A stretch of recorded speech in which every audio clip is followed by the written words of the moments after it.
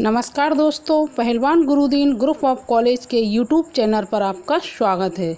मैं विभा ताम्रकार राजनीति विज्ञान की प्रवक्ता एक नए वीडियो के साथ उपस्थित हुई हूँ। आज का टॉपिक हमारा है थॉमस हॉब्स से संबंधित सामाजिक समझौता का सिद्धांत हम पढ़ाएंगे, जो बीए प्रथम वर्ष की फर्स्ट पेपर में आता है और बीए फाइनल के थर्ड पेपर में भी आता है। एमए में भी ये रहता है विचारक। आज हम इन सब से जानकारी आपको देंगे। यदि आपने हमारा चैनल अब तक सब्सक्राइब ना किया हो तो प्लीज़ सब्सक्राइब करें, लाइक करें, शेयर करें और बेल आइकन बटन अवश्य दबाएं, जिससे हमारी सारी नोटिफिकेशन आपके पास सबसे पहले पहुंच सके। आज का टॉपिक हमारा थॉमस हॉब्स से संबंधित है, सामाजिक समझौता। आज हॉब्स के बारे में पढ़ाएंगे, किस प्रकार से सामाजिक समझौता सिद्धांत इसने दिया है। थॉमस हॉब्स इंग्लैंड के निवासी थे और राजवंश से संपर्क के कारण उनकी विचारधारा राजतंत्रवादी थी। उनके समय में इंग्लैंड में राजतंत्र और प्रजातंत्र के समर्थकों के बीच तनावपूर्ण विवाद चल रहा था। इस संबंध में हॉब्स का विश्वास था कि शक्तिशाली राजतंत्र के बिना देश में शांति व्यवस्था स्थापित नहीं हो सकती है। अपने इस विचार का प्रतिपादन करने के लिए उसने 1651 में उसकी बहुत प्रसिद्ध पुस्तक रही है लेवायथन। ये बहुत प्रसिद्ध उसका ग्रंथ है। इसमें उसने सामाजिक समझौते सिद्धांत का आश्रय लिया है। हॉब्स का सामाजिक समझौता इस प्रकार है। सबसे पहले उसने मानव स्वभाव से संबंधित चर्चा की है कि हॉब्स के समय में इंग्लैंड में गृह युद्ध चल रहा था, तो उसने उसके सम्मुख देखा कि मानव स्वभाव घृणित पक्ष ही देखा उसने कि मानव स्वभाव का घृणित पक्ष ही उसने रखा। उसने अनुभव किया कि मनुष्य एक स्वार्थी, अहंकारी और आत्माभिमानी प्राणी होता है।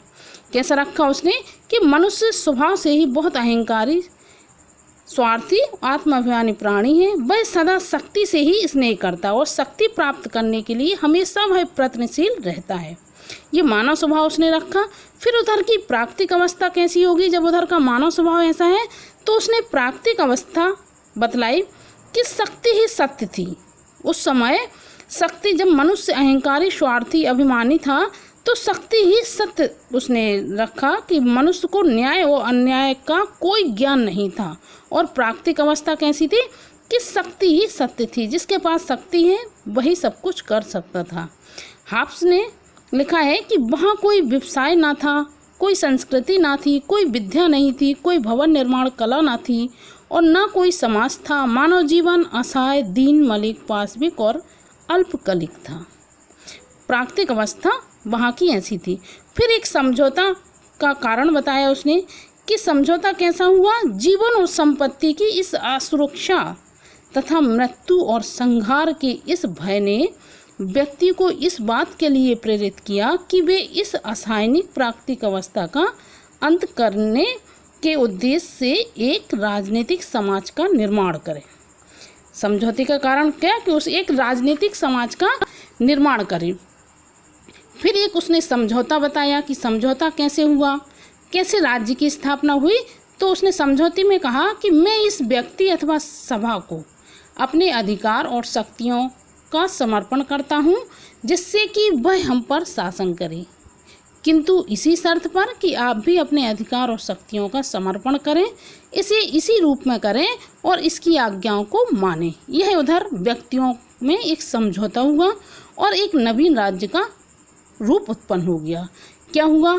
हॉब्स के समझौते द्वारा एक ऐसे निरंकुश राजतंत्र राज्य की स्थापना की गई जिसका शासक संपूर्ण शक्ति संपन्न है और जिसके प्रजा के प्रति कोई कर्तव्य नहीं है।